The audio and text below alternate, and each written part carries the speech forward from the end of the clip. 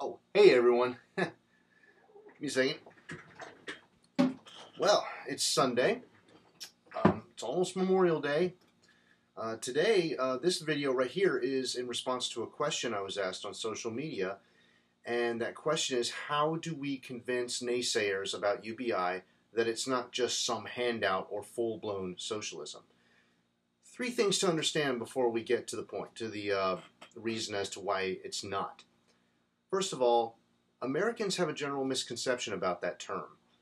You know, over the years we've been taught that socialism, communism, totalitarianism, fascism, authoritarianism, dictatorship, oppression, mass murder, all these nasty right-wing, far right-wing terms are all part of one and the same thing, but the truth is they're not.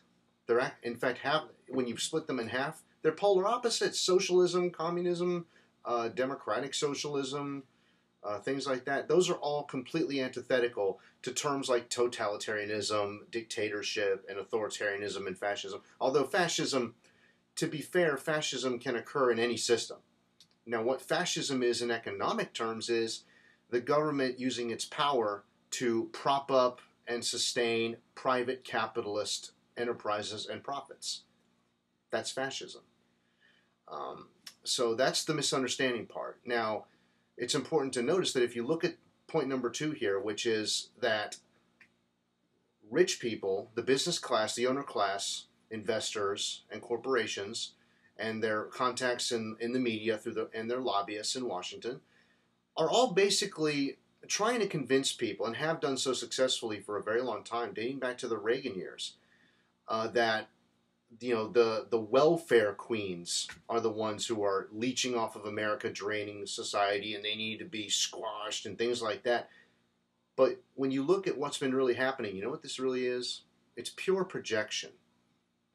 The ones who are really doing this, the real welfare queens, are the rich, the corporations, the billionaires. They got that way through corporate socialism, through being leeches on society.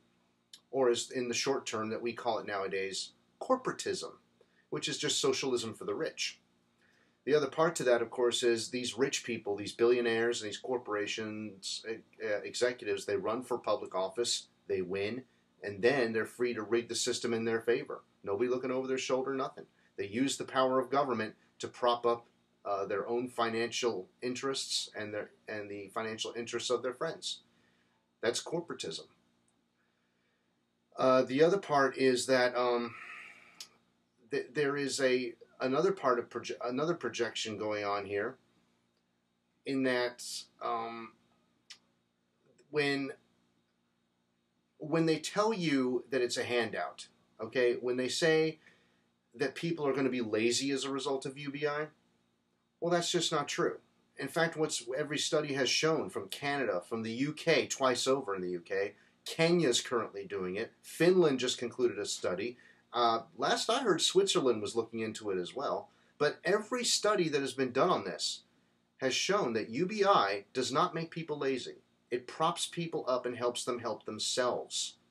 So what this really is, this is basically an admission through the third person, because that's what projection means, is admission through the third person. Is that they're basically admitting that we are the lazy ones, the rich, the business owners, the investors, the elite class. We're the lazy ones. We're the ones who want to steal all your money. Well, that's happening, right? So when they say that this is handouts, this is pure socialism, and everybody just gets triggered and angry, part of the reason is because they were conditioned to think a certain way about these terms, and secondly, it's happening right before them and they know it. It's just that they're being told to look at the other person beside them as opposed to who's actually doing the looting. All right, so that's the problem there. Now, what UBI will do in this case now is kind of shift the tax money being used not for rich people anymore, not for corporate subsidies, but for the average person. Now, what's the point of this? To help them help themselves. I stated this in a previous video. When you give people money, some people say, well, you give them something for nothing, that's just wrong, that's commie, that's just irresponsible, oh my God. Well, as I mentioned in my previous video, it's less expensive, first of all. Second of all, you need money already to start things, Okay? You want to do something, you want to start a business, you want to start up a band, get the instruments you need for your band, you want to be an artist, you want to get the materials needed for that, you got to pay for it first, right? Well, how are you going to do that unless you have the money beforehand?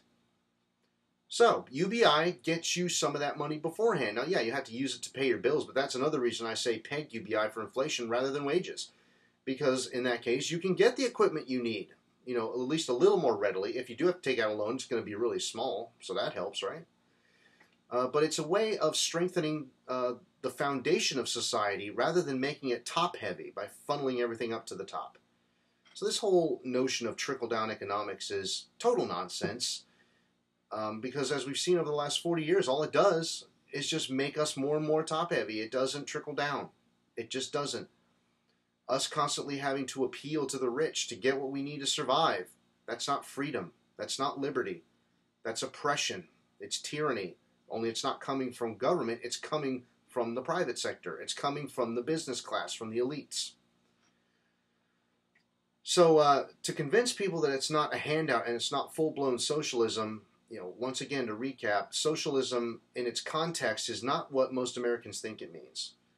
Right? The word social is in there for a reason. If you look at the Bill of Rights, it lays out the rights and protections of those rights for all the people of the country. All people, hence social, meaning people, right?